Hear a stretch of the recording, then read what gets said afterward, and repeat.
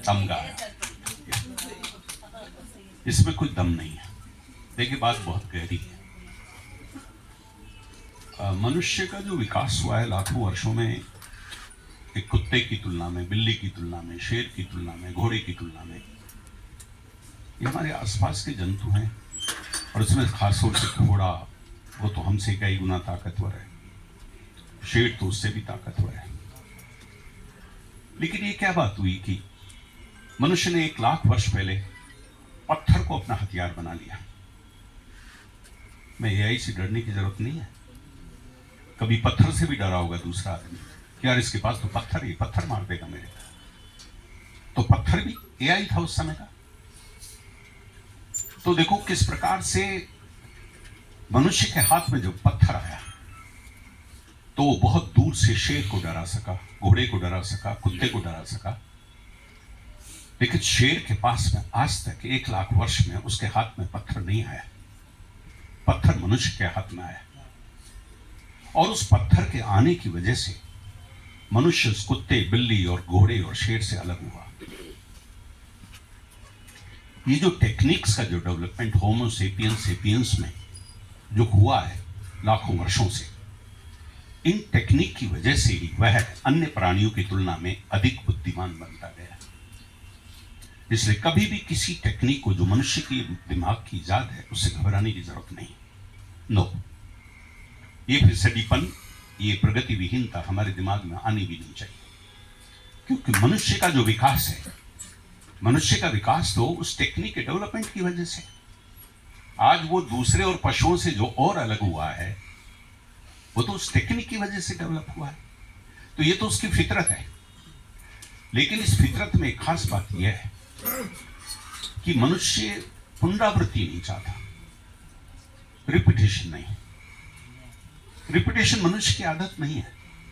कौन कभी वो दूसरे की कवि को देख करके करेगा, अपनी गजल बनाएगा? नो, उसकी गजल तो दूसरों से अलग ही होगी, तभी तो गजल है। वरना तो लोग तो कहेंगे कि ये तो उसका चुराया हुआ है, तो तुम्हारे है ही नहीं, कुछ है ही नहीं, तुम्हारे पास अपना क्या है। इसका मतलब जो उसका अपना है, यही उसका मनुष्य होना भी है, यही उसका संस्कृति पुरुष भी होना है। इसी में ही उसकी क्रिएटिविटी। तो हम लोग जिस एक क्रिएटिव बीइंग के रूप में हम लाखों वर्षों से और पिछले हजारों वर्षों से जी रहे हैं, हमारी उस फितरत को हमें पहचानना चाहिए। वह टेक्निक्स को डेवलप करने की फितरत है और उसका उपयोग करके फिर उसको और आगे डेवलप करने की फितरत है, फिर उसका उपयोग करके और आगे डेवलप करने की। अभी तो एआई है, पता नहीं कितने सैकड़ों एआई ये दिमाग पैदा करने वाला है। इसलिए हमें किसी एआई से डरने की जरूरत नहीं।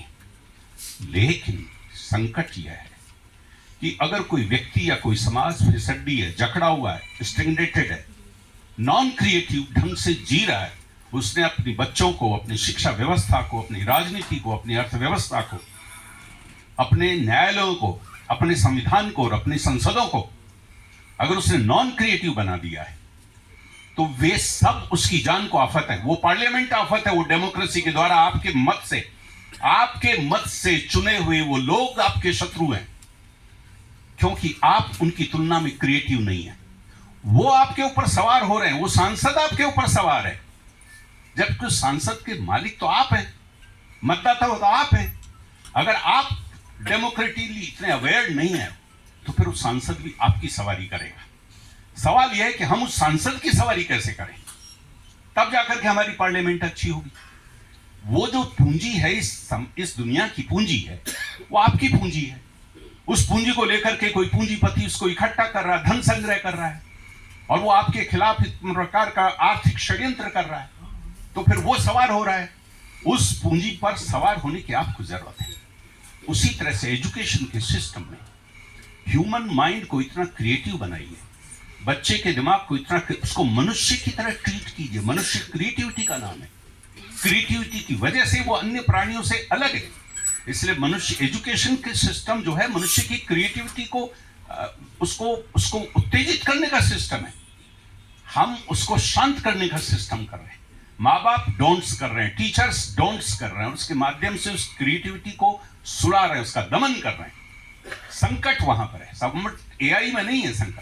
संकट यह है कि एआई का उपयोग करने के लिए हमारा क्रिएटिव माइंड टीचर का होना चाहिए और वह उस दिमाग उस बच्चे के क्रिएटिव माइंड को विकसित करे।